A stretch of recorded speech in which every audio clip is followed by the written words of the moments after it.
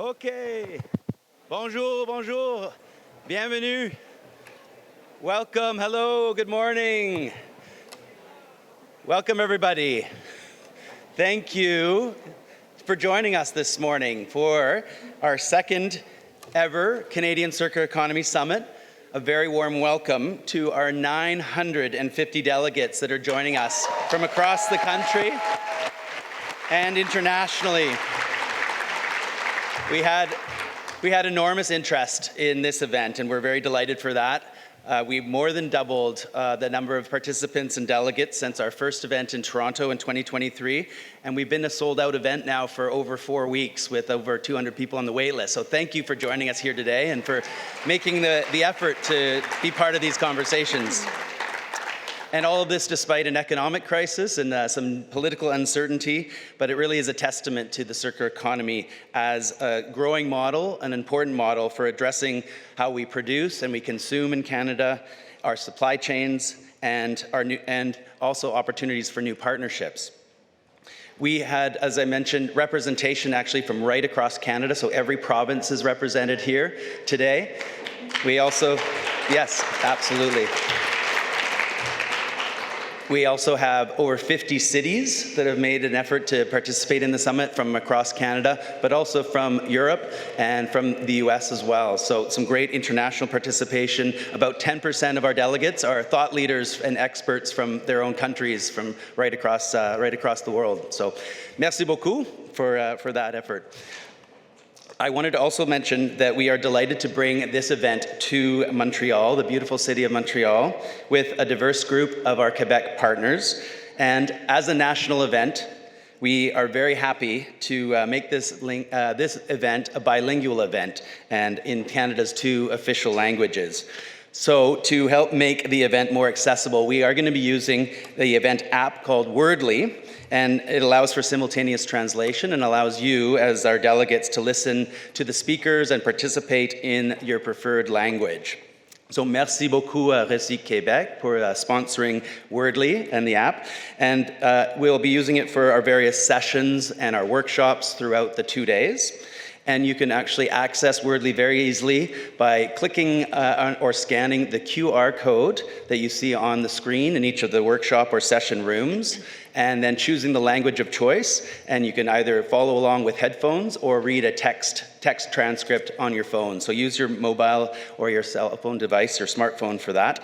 And here's the QR code if you'd like to try that out right away. And you can select it in French or English, but also every other language, whether it's Finnish, Spanish, or other choices. So we really do hope that we've also tried to make it inclusive in a sense that our delegate badges are color-coded. So purple or dark is for bilingual, French and English. In blue for Francais, and red for English. So if you see people wearing their delegate badges, you know, going up to them, what their language preferences are, and hopefully that helps facilitate some greater dialogue between our summit participants. So we really do hope that the summit provides you with fantastic opportunities for networking and for new connections, and across sectors, across geographies and organizations to really help accelerate the important work at hand and to advance a more circular economy. So my name is Paul Shorthouse. I am the Managing Director of Circular Economy Leadership Canada, or CELC. We've been working to connect Canada's circular economy ecosystem and community, and we also act as a bridge to similar networks around the world, and since we launched in 2018. We're made up of a network of networks, more than 75 organizations, and doing work in a number of important areas related to the critical enablers for the circular economy, including with the finance sector, with governments at all levels in Canada, and also with the construction sector and real estate. And we're also an initiative that falls under the broader umbrella of Generate Canada, which was formerly known as the Natural Step Canada, a non-for-profit charity in Canada. And we're one of what we call 5 solution spaces under that umbrella of Generate Canada, including the Canada Plastics Pact, the Energy Futures Lab, the Canadian Alliance for Net Zero Agri-Food, or CANZA, the Nature Investment Hub, and the work that we do is all aligned around a common vision for a strong and inclusive economy that thrives within nature's limits. So I'm very happy to be sharing the podium with colleague Joanne from Circular Innovation Council to introduce herself and share a little bit more. Good morning, tout le monde. Welcome, everyone. It's so good to see all of you, even those way in the back. My name is Joanne St. Godard, and I'm the Executive Director of the Circular Innovation Council. We were reimagined from 45 years ago as the Recycling Council of Ontario, and in 2020, CIC established itself as a new national organization, adopting a broader mandate to supporting Canada's transition to a circular economy, using our deep history in resource efficiency and waste reduction. We also convene and collaborate with over 400 private and public sector organizations that make up our diverse membership. With these partners, we incubate systems-based solutions between sectors and between supply chains, and of course, engage with all levels of government to support and develop the policies needed to bring it to scale. We were very, very blessed to have the generous support and expertise of many individuals and organizations that contributed to this summit, which of course is the key to success. And I'd like to take a moment to recognize them all. Starting with our most excellent consortium of Quebec-based organizers, CIDIEC and ETS, thank you Daniel and team, RRECQ, and Recyc Quebec. Hours of endless video calls, a lot of enthusiasm, so much support, time and energy and expertise, and it's really going to show in this event. And over 400 of you are from Quebec, so thank you very much for being with us.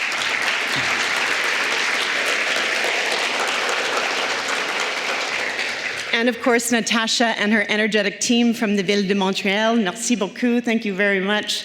We are very blessed to have so much expertise and energy and activity happening around the circular economy. We also convened an advisory committee representing many leading organizations from right across Canada who provided guidance and input into our agenda as well.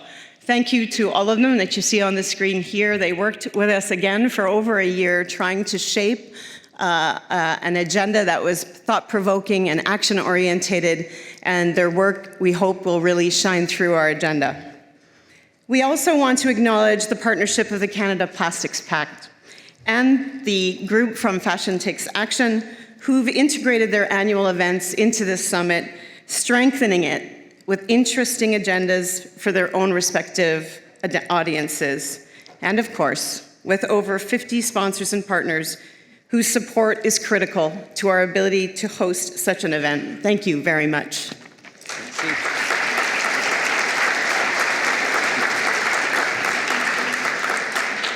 I just want to also take a very brief moment to recognize the contributions of the many members and ministries of the Government of Canada that made important contributions during the planning of this event, despite navigating the current situation that has unfortunately, for some, meant that they were unable to join us this week.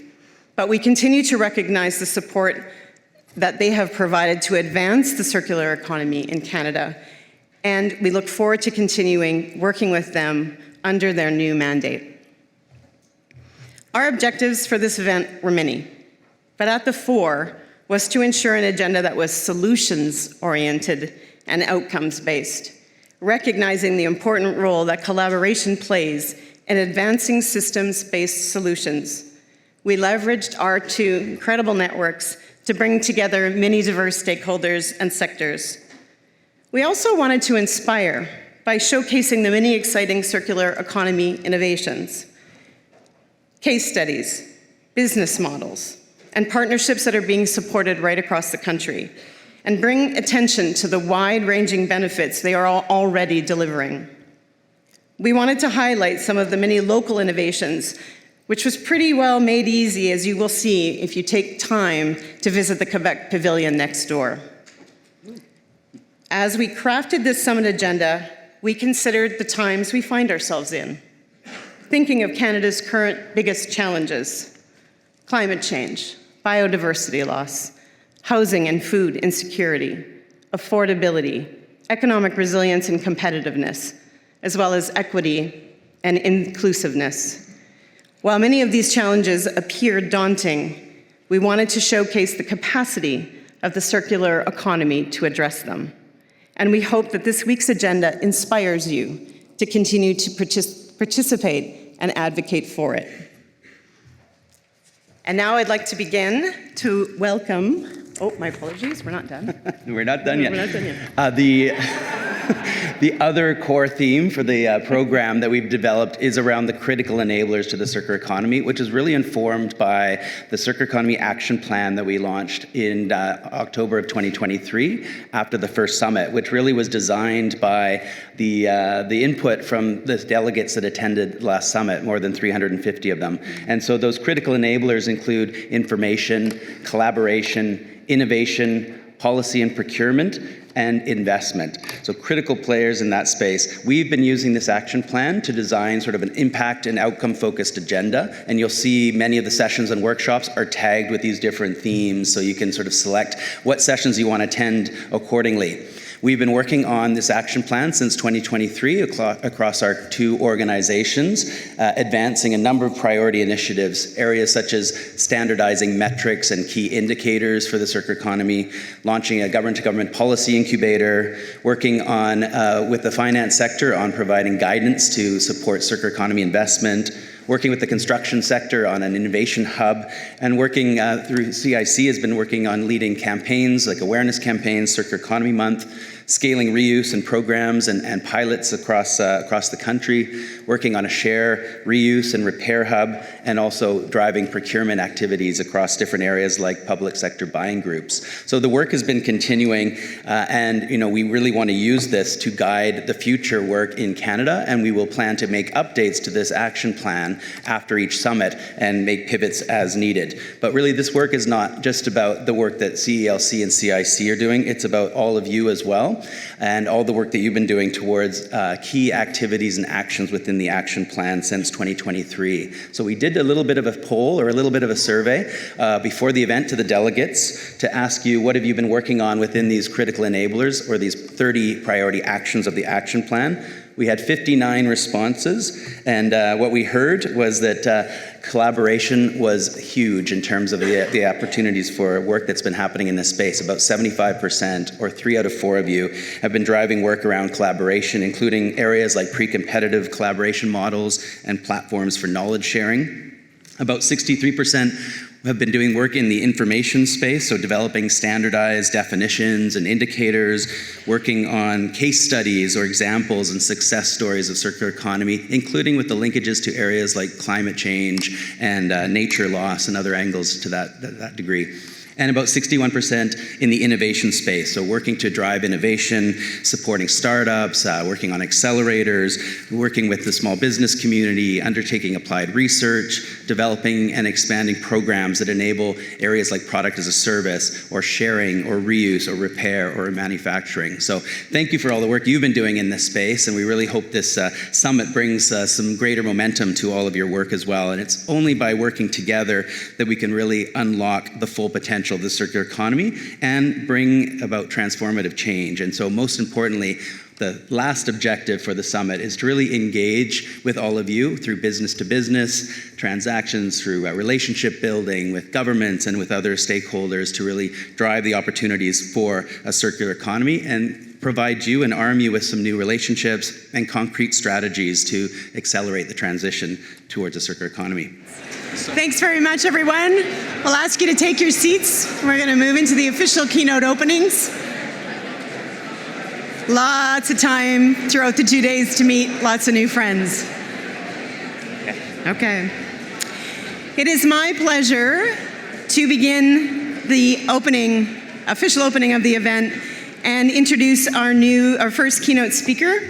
I've been practicing this for some time. Gana So One Kevin Deere is from Kanawake, Mohawk territory, and for the last 30 years involved in Mohawk language retention and revitalization.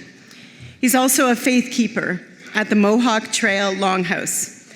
In 2003, he was part of a planning committee of the historic event that involved horses coming across the land from British Columbia to Six Nations to help wipe out the tears of 7 generations and to heal the earth. In February 2016, he made a presentation to the Native Spirituality at the Nations World Interfaith Harmony Week in New York. And in August of 2016, he did a welcoming and healing ceremony for the World Forum on Theology and Liberation in Montreal. We are blessed to have him with us for this week, and I would like to welcome him to the stage to start our day with his keynote. Kevin.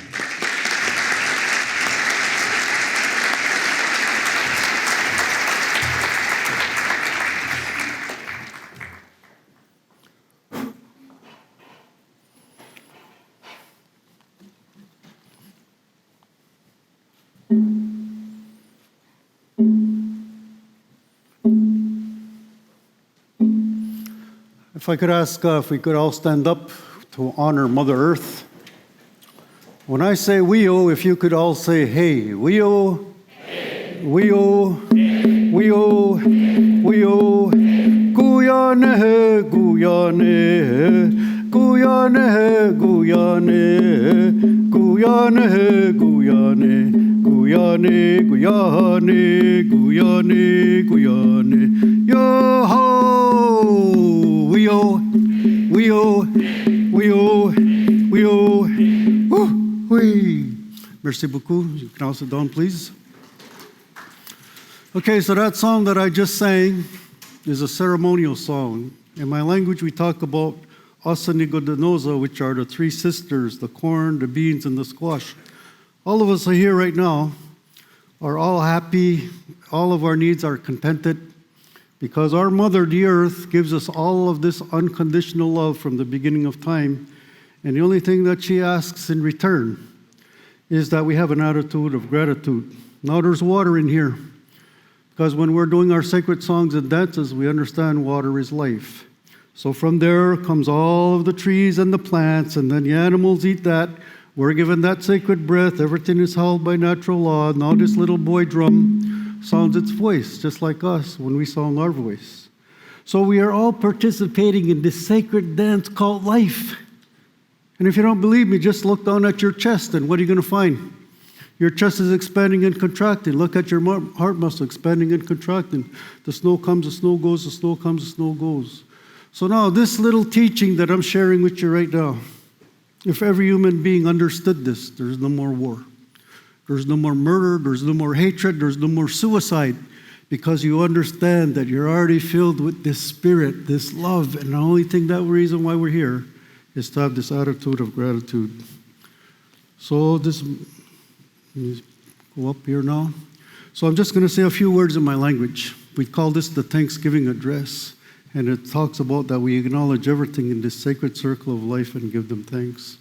Honegi wahi tinizu gan Yesus tinizi dakaneraje agwego seyo goda garide nona dasha dereta no gadjeru di tuniet neti gigo ostawa kawi nedo wana doku yetini sta hoja dan seyo got kan haja gwego no de wat sacha duni zarage dan yatana joduk de nona dasu gwawra ana gan hoda garuni agwego seguna ne tunizi do di tajini oni dan gonek kari wanato jotku tayeda wadanu waradu. So what we say in that Thanksgiving address is we acknowledge everything, the corn, the beans, the squash, the waters, the deer, the moose, the caribou, corn, beans, squash, all of that stuff in this lower world. And we look up even that's extended family, our grandfather, the thunder beings, our elder brother, sun, grandmother, the moon. Then we go beyond that, the ancestral element to that source of life for all life that we're all connected to. So we do this before we start because it tells us, the people of the Longhouse, who are we? Where do we come from? Why are we here? And where are we going when we leave this place? Because none of us is getting out of here alive. So we got to know where we're going when we leave this place one day. And for us, everything is a circle.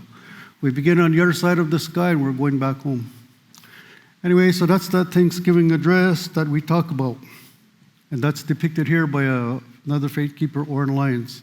We have our own creation story that talks about who we are, where do we come from, and we always talk about Mother Earth.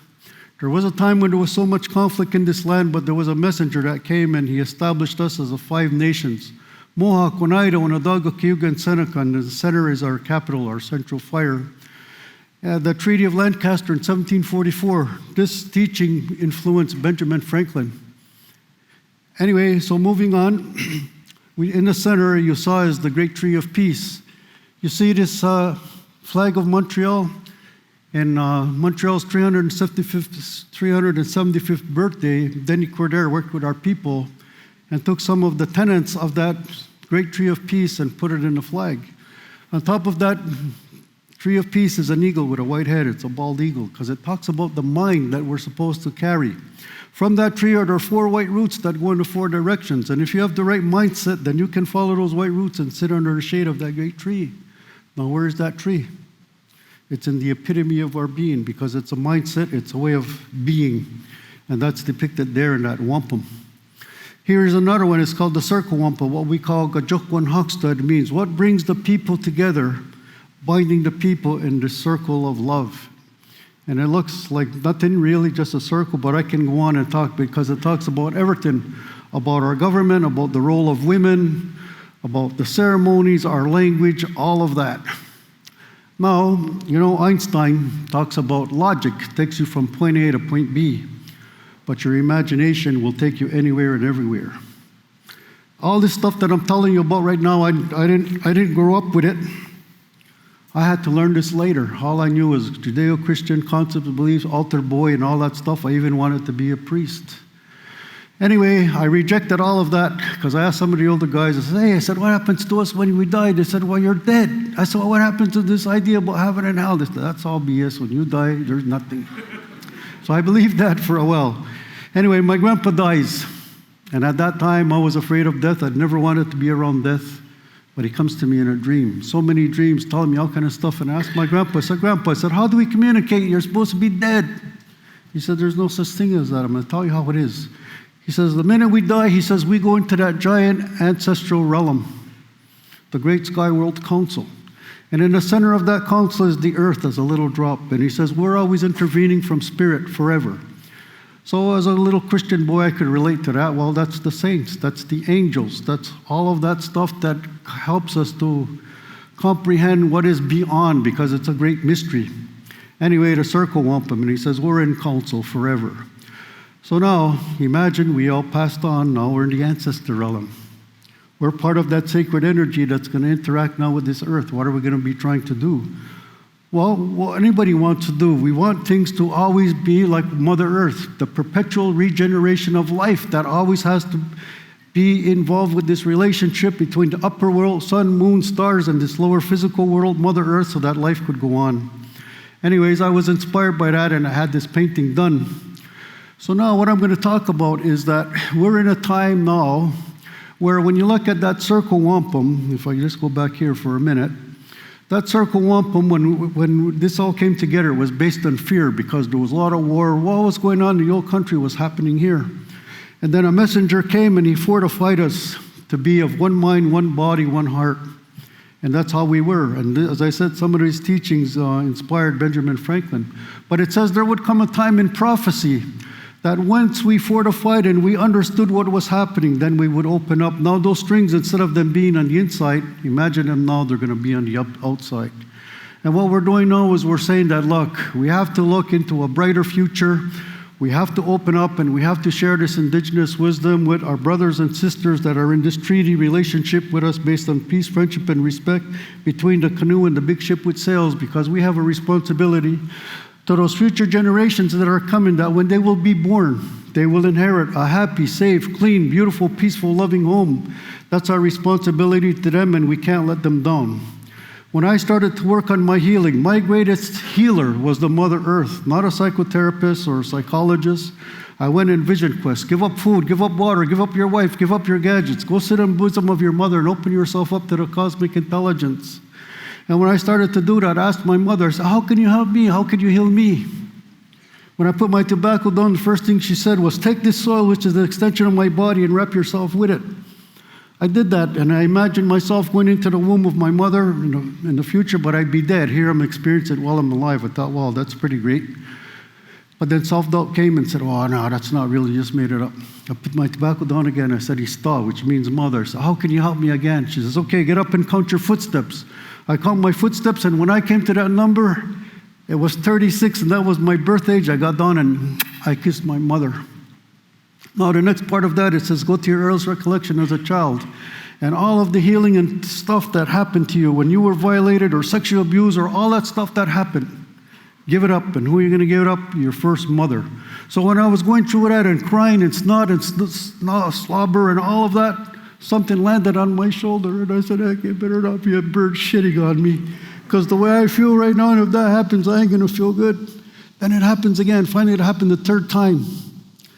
And I said, I got to investigate where was this. So as I'm crying and going through all this, when I made my lodge, I inadvertently cut a vine. And we do it in the early springtime, beginning of May, and it started to drip. Just at the right time when I was crying and going through that, and that was a validation from my mother, the earth, saying, "You know what, it's okay, my son, I validate you." And when I came out of that vision quest, I was totally transformed and healed, and who healed me was the Mother Earth. I'm going to end with this one final thing. When we talk about this Earth Mother, for us as Indigenous people, it's not just flowery words. I went through an experience, and I'll end with this, that this Earth, our common collective mother, even has feelings. Now, you don't hear that too much. So now, when we look at where we are, hopefully we'll be inspired to begin to think differently about our relationship with our mother, how we have to love her and work in conjunction with her. And a lot of the stuff I'm hearing about how we're trying to get out of this predicament that we're in, I'm really, how would I say, inspired by some of the things, because I just heard about this organization just not too long ago. Anyway, with that, thank you very much. It's nice to see you all. We're all seemingly still in good mind, good health, good spirit, and we give thanks to that source of life for all life, and that we've been blessed to be here today. So thank you very much for giving me this opportunity. Y'all, merci beaucoup.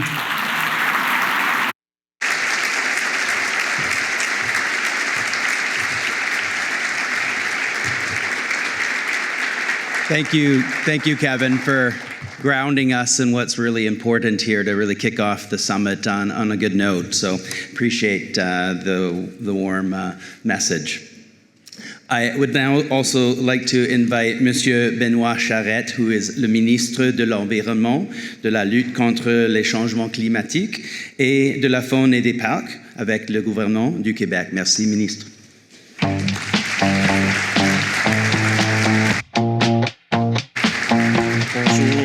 Merci, Paul. Un réel plaisir d'être avec vous ce matin. Franchement, de voir une aussi belle salle pour un sujet aussi important, c'est drôlement réconfortant et encourageant pour la suite des choses. Sans nommer toutes les personnes qui sont avec nous et qui prendront la parole dans les prochains instants, vous allez me permettre de saluer la présence de Luc Rabouin, maire du Plateau, mais également chef de projet Montréal. Et je tenais à saluer sa présence parce que la Ville de Montréal fait effectivement œuvre de leader sur bon nombre d'enjeux au niveau environnemental, notamment au niveau de l'économie circulaire avec de belles ambitions. Donc, Luc, merci d'être avec nous.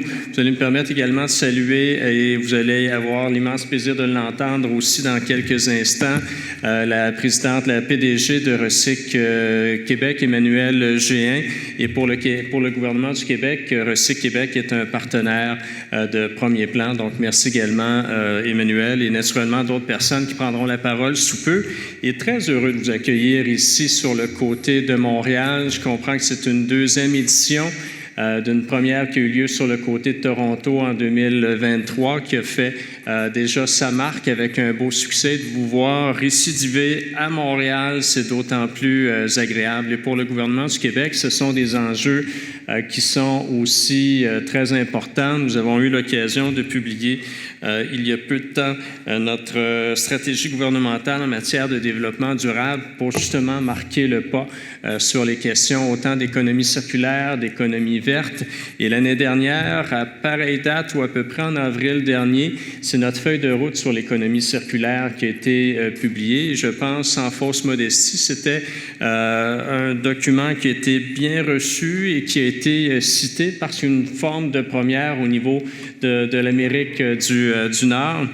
Et pourquoi il était pour nous un jalon important, c'est qu'elle engageait 24 ministères, organismes publics aussi, à travers une série de mesures précises pour guider l'action du gouvernement du Québec à travers des secteurs prioritaires dont vous aurez l'occasion de parler au cours des prochaines séances, des prochaines journées.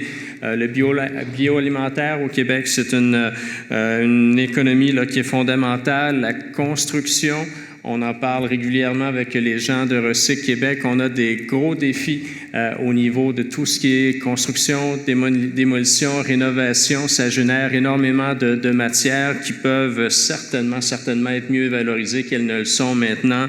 Donc, ça a été ciblé comme secteur prioritaire. Le manufacturier également, les mines, l'énergie. Bref, une feuille de route qui va guider notre action avec des objectifs bien précis.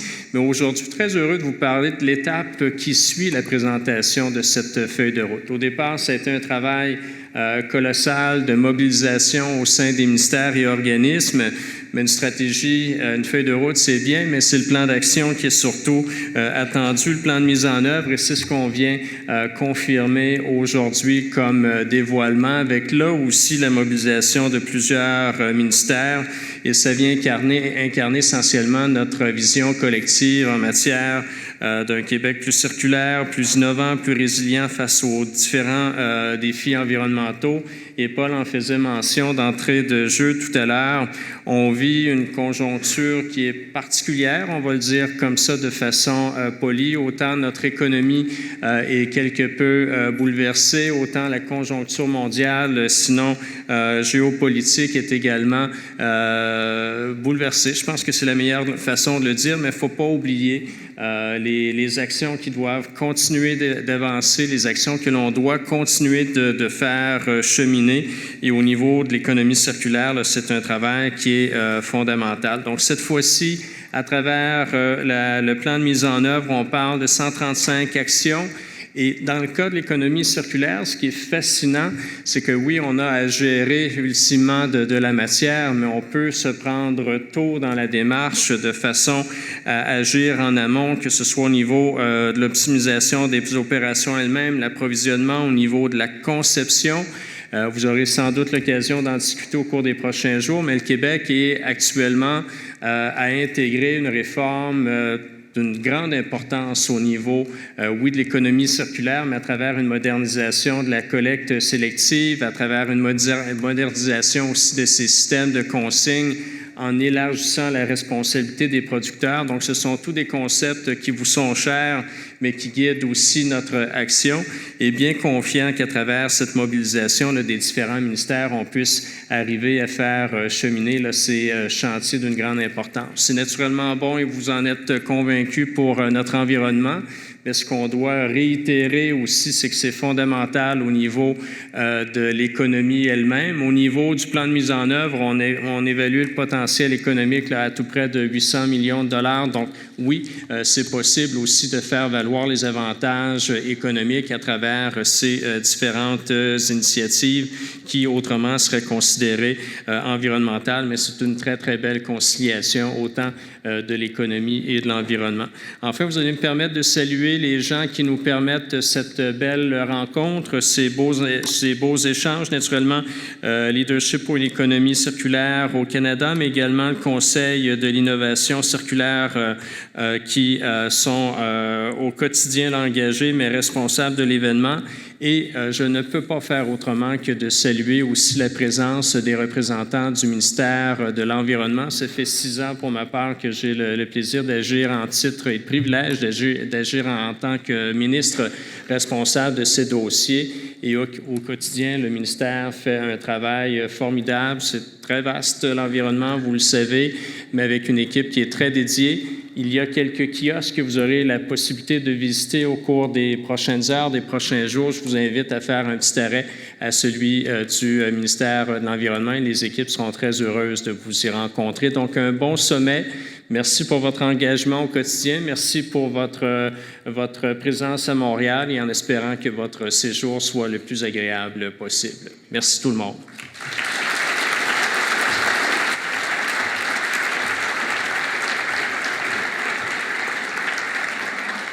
Merci. Thank you, Minister, not only for taking the time to be with us today and giving some words from the government to open our summit, but also for the incredible support and the growing, fabulous circular economy community that's been supported here. We hope you continue to do so. Now I'd like to call on Mr. Luc Rabouin, a member of Executive Committee responsible for Economic Development and Higher Education, and the Maire of Plateau-Mont-Royal. at the City of Montreal. Luc is a Montreal manager and elected official guided by the values of social development, the environment, and participatory democracy. He enters politics not out of personal ambition, but as a means of effecting change. He became mayor of Plateau-Mont-Royal Bureau in October of 2019 and is a member of the city's executive committee responsible for economic development.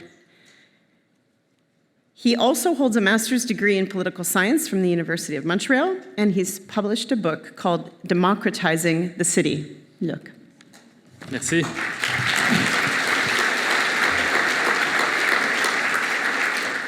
Je ne pensais pas que j'allais avoir toute ma biographie.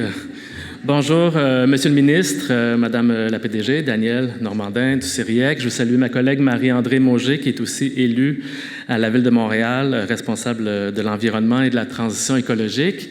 Et je veux quand même aussi saluer notre championne à la Ville de Montréal, Natacha Beauchesne, qui travaille au service de développement économique de la Ville.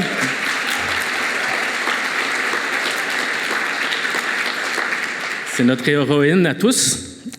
Donc, c'est évidemment un grand plaisir pour moi d'être ici avec vous ce matin. Je veux vous souhaiter la bienvenue au nom de la Ville de Montréal. Welcome to Montreal. Pour cette deuxième édition du Sommet canadien de l'économie circulaire, je veux remercier les organisateurs d'avoir accepté notre invitation de venir à Montréal. On est très fiers de vous accueillir ici. Il y a plus de 1000 personnes de plus de 50 villes d'Amérique et d'Europe qui sont ici pour échanger et avancer avec nous pour la transformation de notre économie vers une économie plus circulaire. Donc, recevoir ce sommet si important ici dans notre métropole, c'est pour nous une reconnaissance de l'ambition et du travail que nous avons entrepris à Montréal pour intégrer l'économie circulaire au cœur de nos priorités municipales. La Ville a fait le choix clair d'intégrer l'économie circulaire au cœur de sa transition écologique parce que la circularité, ça nous permet de dérisquer notre prospérité économique en la dissociant de l'épuisement des ressources naturelles. C'est nécessaire pour répondre à l'urgence écologique, à l'urgence climatique. Et en 2024, la Ville de Montréal, on est devenue l'une des premières grandes villes à nous doter d'une feuille de route en économie circulaire qui est accompagnée d'un indice de circularité. Cet indice, cette analyse qu'on a faite de notre économie a révélé que seulement 3% des ressources consommées annuellement à Montréal sont réintroduites dans l'économie. C'est vous dire le défi auquel on fait face. Ce chiffre nous appelle à l'ambition et c'est pourquoi nous avons décidé d'avoir un objectif clair et ambitieux de doubler ce taux. Donc, on veut passer à 6% d'ici 2030 et atteindre 17% d'ici 2050.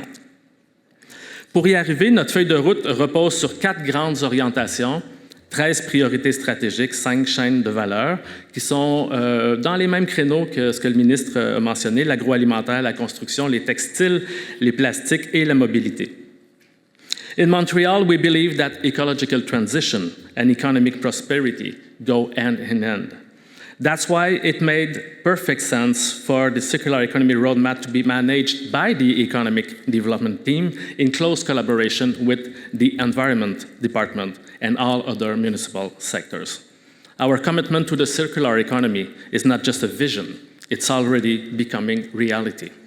We are taking concrete steps to transform how we produce, consume, and manage resources in our city. Here are some examples. The Synergie Montréal program with our partner PME Montréal has helped over 2,300 businesses and diverted more than 5,000 of tons of material from landfills. We recently announced a $900,000 investment to expand this program and another $600,000 to launch the Campus d'Innovation Espace Circulaire here in Montreal. Another strong move, we partner with Architects Without Borders, Quebec, to recover building materials from municipal construction projects. These are materials that will otherwise have been wasted. And of course, another good example is the Frédéric Back Park, which some of you will visit this week. It's a flagship example of circular economy here in Montreal. 300,000 of tons of material were reused in the park's transformation from a former landfill to an urban ecological space. These are just some of the first steps. In 2025, we will launch our first 3-year action plan backed with a $7 million budget. This plan includes 20 strategic actions, the commitment of more than 10 municipal departments involved with us in the transformation, and the leverage effect of more than $100 million in public investment. Mais on sait qu'on ne va pas y arriver tout seul, la Ville de Montréal, pour cette transformation. C'est pourquoi on a créé des partenariats solides avec notre écosystème d'entreprises locales. Par exemple, on travaille avec Fonds d'action et Recycle Québec dans le cadre du Fonds pour l'économie circulaire, qui est le premier fonds d'investissement privé dédié totalement à l'économie circulaire qui soutient des initiatives dans le secteur. Dans les prochains jours, on lance un nouvel appel à projet à la Ville, un appel à projet d'entrepreneuriat circulaire et climatique avec un budget d'1,2 million de dollars sur 2 ans pour soutenir des initiatives qui vont nous permettre d'accélérer la transformation. On va également initier le prix de la circularité de Montréal, dont la première édition aura lieu l'an prochain. Le prix récompensera les organisations locales qui mettent en œuvre des solutions circulaires efficaces et innovantes dans notre métropole. Finalement, on a mis en place une structure de gouvernance collaborative pour coordonner nos efforts, harmoniser les actions et maximiser l'impact collectif. Lors d'un événement, il y avait une conférencière qui nous avait dit « Planning is crucial, implementing is divine ». Donc, on veut travailler fort avec une structure de gouvernance pour s'assurer qu'on met en place notre plan d'action. Nous sommes persuadés que l'économie circulaire n'est pas seulement une tendance politique, c'est une voie vers un avenir plus durable, plus résilient, plus prospère.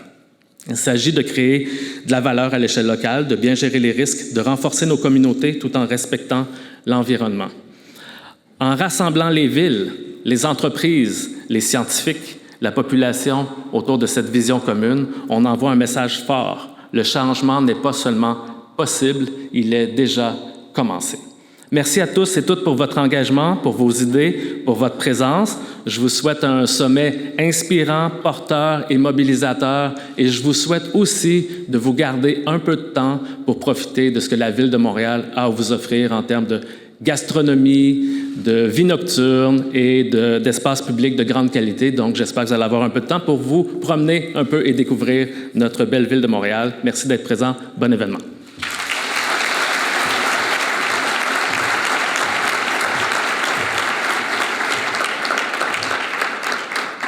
Merci beaucoup, Luc. To implement is divine, and I would agree. Great to see that the roadmap that the City of Montreal has published is being backed by investments and effort through collaboration, so that's wonderful to hear. Next up, we are very happy to be able to welcome Emmanuelle Guéhin, who is the Président et Directrice Générale de Recycle Québec. Emmanuelle has been working on environmental protection issues for the last 20 years with a focus on real-world solutions and is aiming to make Recycle Québec a leader and a leading player in Quebec transitioning to the green and circular economy. So Emmanuelle, bienvenue.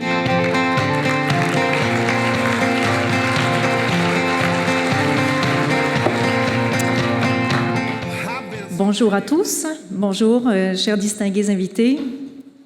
Merci aux organisateurs vraiment d'avoir choisi Montréal encore une fois pour tenir cet événement incroyable.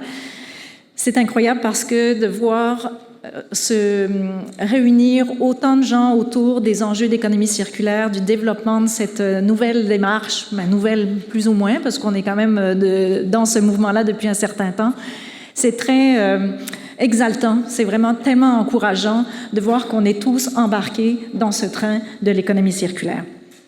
Alors, bien sûr, je suis ravie d'être là ce matin pour donner le coup d'envoi de ce grand rendez-vous canadien pour l'économie circulaire. Je voulais dire quelques mots sur Recycle Québec. Probablement, beaucoup d'entre vous ne savent pas qui on est. On est une société d'État, donc qui est notamment le fer de lance dans la mise en œuvre de l'économie circulaire au Québec. Nous fondons nos actions sur la hiérarchie des 3 RV, la réduction à la source, le réemploi, le recyclage, la valorisation. Et l'économie circulaire nous amène à nous concentrer sur un 4e R, repenser nos façons de faire. C'est ce que nous faisons avec l'économie circulaire. Ça fait déjà 10 ans que nous avons l'économie circulaire au cœur de notre mission. Et nous sommes reconnus aussi au Québec pour être un leader de cette transition. En période d'incertitude, nous avons l'opportunité de parler d'une seule voix pour transformer notre économie, pour la rendre à la fois plus verte, plus résiliente, plus performante et responsable. Nous devons penser à long terme, mais agir dès aujourd'hui pour accélérer collectivement notre transition vers une réelle économie circulaire partout au Canada. Accueillir le sommet chez nous est une occasion de vous montrer à tous que le Québec a le pied sur l'accélérateur. Nous espérons vous inspirer et vous entraîner avec nous. En plus de se distinguer pour avoir adopté la première feuille de route gouvernementale économie circulaire, le ministre en a parlé tout à l'heure, ainsi que, évidemment, du plan d'action qui y est lié, le Québec est considéré comme un chef de file de l'économie circulaire au Canada. Tous les acteurs québécois attirent l'attention par leur approche axée sur la collaboration, la consultation, la recherche et le développement, le soutien financier, ainsi que la mise en œuvre d'initiatives et de partenariats mobilisateurs. Puis cette collaboration, je remercie Paul de l'avoir instaurée déjà au début de l'événement avec cette belle mise en contact de tous et chacun dans la salle ce matin. Recyc Québec joue un rôle crucial de bougie d'allumage et de facilitateur pour multiplier les actions partout dans la province. Depuis 4 ans, nous avons soutenu financièrement près de 500 projets novateurs et visionnaires qui ont eu un impact direct et nous sommes fiers de faire une différence. Nous avons concrétisé beaucoup de partenariats, M. Rabouin en a parlé tout à l'heure, aussi bien financiers que collaboratifs pour des projets de visibilité ou de bougies d'allumage, comme je le disais. Nous avons accompagné, par exemple, le secteur de l'hébergement touristique en collaboration avec le ministère du Tourisme. On a fait une très belle campagne avec plusieurs sites hôteliers pour les amener à faire connaître leur approche de circulaire. Toutes leurs initiatives ont émergé, sont diffusées via la campagne Voyager autrement que je vous invite à regarder sur les réseaux sociaux. Nous avons aussi lancé le défi Innovation circulaire avec un fonds de capital de risque qui s'appelle Cycle Momentum pour soutenir l'intégration de la circularité au sein de jeunes pousses, spécifiquement dans les technologies de la transition énergétique. Tout ce qui est panneaux solaires en fin de vie, vraiment repenser la façon dont on peut les concevoir pour qu'en fin de vie, ces panneaux soient réintégrés. La même chose pour les éoliennes et pour les batteries de véhicules électriques. Nous soutenons enfin financièrement une vingtaine de symbioses industrielles partout sur le territoire. Je pense qu'on en a probablement aujourd'hui un grand nombre qui sont représentants aujourd'hui. Et aussi, nous sommes aussi partenaires de l'ADEME, qui est notre pendant français, qui sont également aujourd'hui parmi nous. Je les salue. Bref, l'économie circulaire est en action avec nous aux 4 coins de la province. Je vous invite d'ailleurs à venir constater vous-même notre kiosque qui est juste à côté, dont le ministre a parlé également, l'Espace Québec. J'en profite pour souligner, moi aussi, l'incroyable travail de l'équipe de Recyc Québec qui a travaillé d'arrache-pied pour faire de cet événement un succès avec les organisateurs, la Ville de Montréal et Daniel aussi, qui est là, qui parle tout à l'heure. Alors, je ne sais pas s'ils sont dans la salle. Les gens de Recyc Québec, est-ce que vous voulez vous lever pour qu'on puisse vous repérer? Ça va être des gens qui vont être des repères pour vous au fur et à mesure. Ils sont ici. Merci, gang. Ils ont fait un travail extraordinaire. Merci, Sylvie, ici, qui se lève. Si vous avez des questions, on le disait, on est vraiment en mode collaboratif. Si on peut vous inspirer pour vous aider à aller plus loin, n'hésitez pas à aller consulter toute notre équipe. Ça va nous faire plaisir de partager notre expertise. C'est un format aujourd'hui des assises qui sont un peu différents. Le kiosque qu'on vous propose à côté, nous, c'est un événement qu'on fait depuis plusieurs années qui réunit environ de 600-700 personnes. Donc, on se joint aujourd'hui au sommet canadien pour faire notre activité. Vous pourrez donc découvrir dans le kiosque qu'on a à côté l'économie circulaire sous les 5 sens. Donc, c'est vraiment une approche très créative que toute l'équipe a mis sur pied. Donc, je le souligne encore. Donc, je vais terminer en invitant Daniel Normandin à prendre la parole. Il est directeur et cofondateur du Centre d'études de recherche intersectorielle en économie circulaire, un fidèle partenaire, collaborateur et ami. Alors, Daniel, merci beaucoup.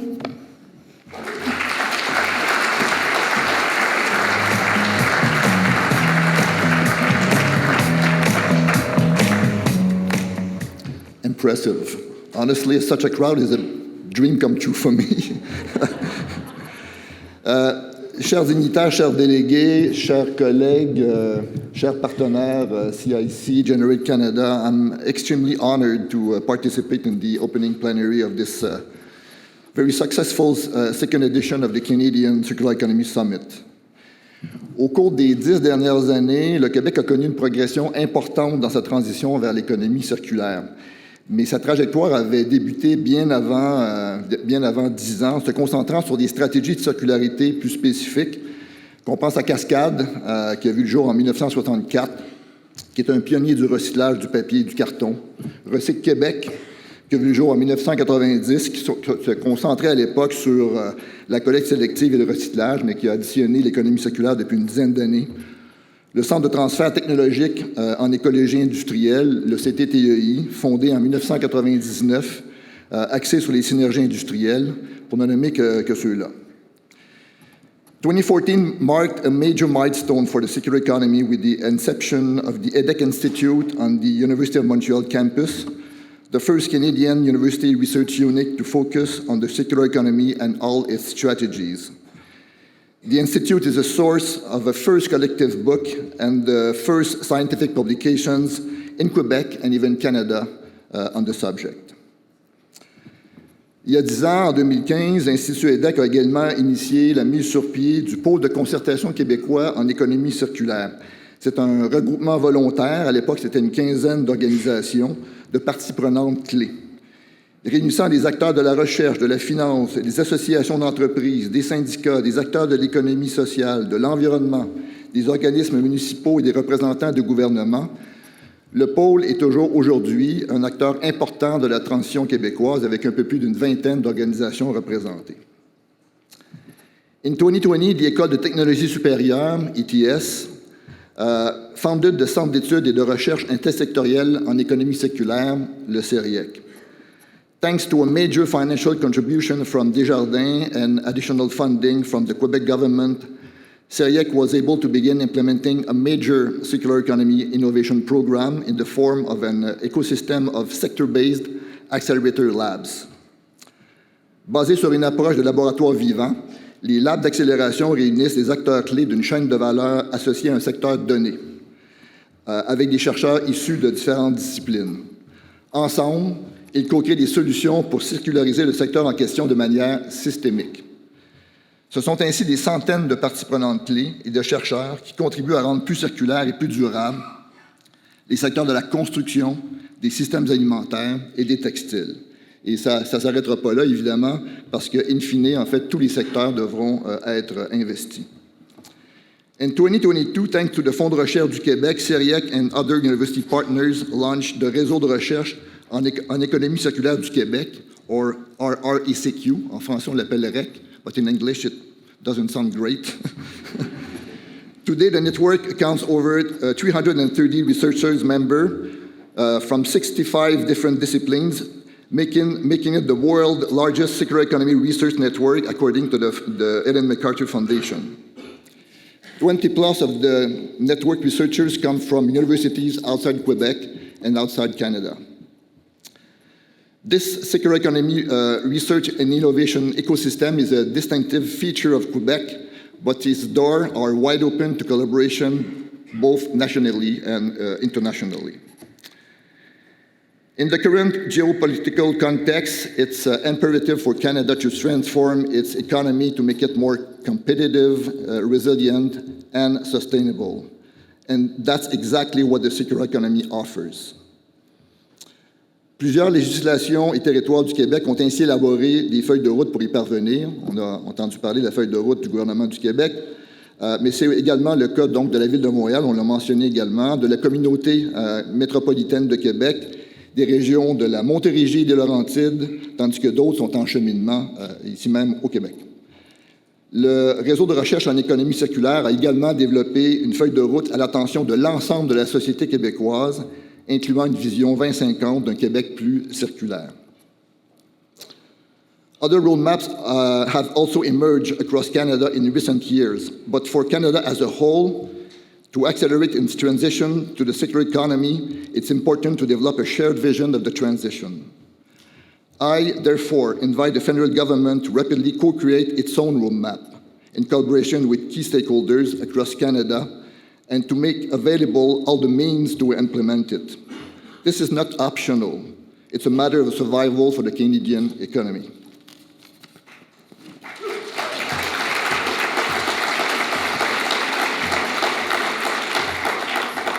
L'Union européenne a annoncé il y a un an la mise en œuvre d'un passeport numérique de produits, obligatoire pour plus de 18 catégories de produits fabriqués ou importés sur le territoire européen. Ce passeport renfermera des données clés sur la performance environnementale et circulaire des produits assujettis. La Commission européenne considère qu'il s'agit là une des plus importantes, sinon la plus importante initiative en matière de circularité depuis le lancement de son premier plan d'action d'économie circulaire en 2015. Plusieurs regroupements d'entreprises européennes s'y préparent depuis déjà plusieurs années. At a time when Canada wants to intensify its trade ties, particularly with Europe, without a digital passport for our export products, it's a safe bet that it will be blocked at the border as early as 2027. So we need to act quickly. The good news is that Canada has all the forces in place to achieve this, as demonstrated by the number and the diversity of delegates present at this present summit. All we need is a game plan, and my colleague from CIC and Generate Canada are working on it, and the support of our governments. Sur ce, je vous remercie pour votre attention. Je vous souhaite à tous et toutes le plus productif et mobilisateur des événements. Merci.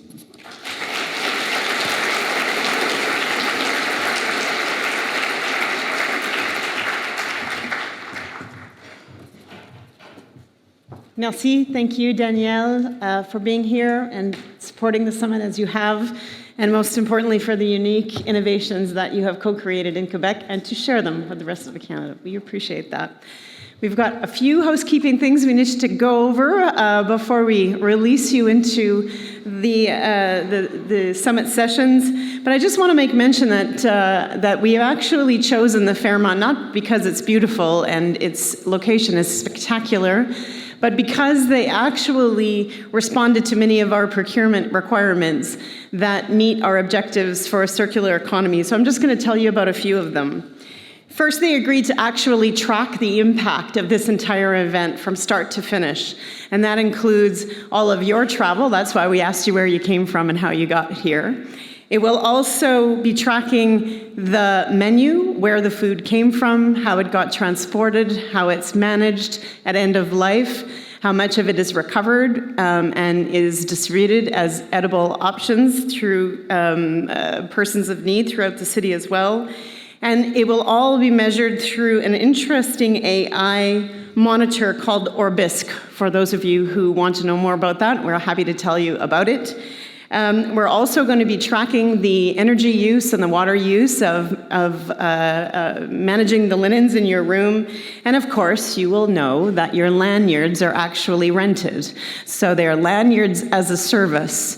And we'd like to have them back when you're done, after the 2 days, if you will, to make sure that we can wash them and reuse them as well. So we promise to measure all of this throughout the 2.5 days. And we will be sending you an email sometime in the middle of May so that we know how we've done, and we appreciate everything that you've done to support that.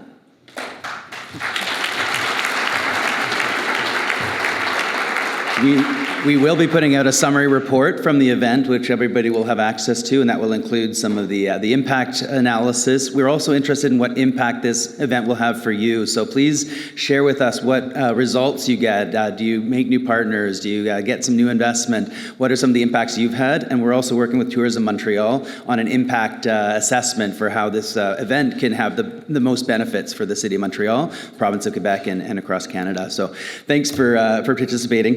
The venue new, as was mentioned at the Fairmont here, we have the whole second floor. So all the breakout rooms on the second floor, meeting spaces, coffee and lunch will be served on this floor. There is some separate meeting rooms downstairs for the Canada Plastics Pack today in the Centre-Ville room, and also our Agora room, which is the Sparks networking lounge, where you can book tables through the Swap Card app. If you would like one-on-one meetings or small group meetings, you can do that directly through the app. There's a number of meeting tables down there. We also, on the mezzanine floor, have the IKEA lounge, where there's space for networking and a great sort of setup thanks to IKEA. So happy to let you explore the floor. We have 35 exhibitors. We have the Quebec Pavilion, as mentioned. And we're also conscious that we're hosting this event in the Fairmont, which is currently in the process of renegotiating its collective agreement with the union. We're apologize for any inconvenience if that may cause any for you, but definitely appreciate your understanding given the current situation. We have been getting great service from the Fairmont so far, and I expect this event to run very smoothly. Just wanted to mention the Swap Card app. So hopefully many of you have already had a chance to download this, update your profiles, maybe start to see who's there, check out the agenda, add sessions to your calendar, check out our sponsors, and also see who's here in terms of speakers and attendees. You can reach out to people directly there. As I mentioned, you could add sessions to your calendar, and you can also schedule meetings for people through the Swap Card app. Each session as well has its own profile. So when you click on that, there's sometimes resources stored under those sessions, like PDFs or links. You can log into the Wordly software through that as well by clicking on the blue button, and you can also participate in the chat and the Q&A in the sessions. So essentially, when you log in, you can click on the session you're in, and it'll give you the option to either select chat or questions at the top, and there's even an option for polling for some sessions where there's some surveys may be run. But if you go to the questions section, and during the question and answer opportunity, you can put your questions in to the into the question box, and then people can vote them up with a thumbs up, and that will raise sort of the priority for those questions for the moderators and for the panel or presenters or speakers to respond to. So if you haven't downloaded the app already, please do. And for those that have it, we might just do a quick little exercise to make sure you get comfortable with navigating through the app. So if you just bring up Swap Card quickly, and navigate to the opening plenary session, which is in the agenda on day one. What I'm going to ask you to do is find that questions box, and in the questions box, add one word that in your mind describes the circular economy. So just one word, put it in the questions box, and then have a look what other people submit in the question box and vote up the ones that you like the most. Just to give you a little test trying that out, and we'll see if we can bring that up on the screen in real time, if possible.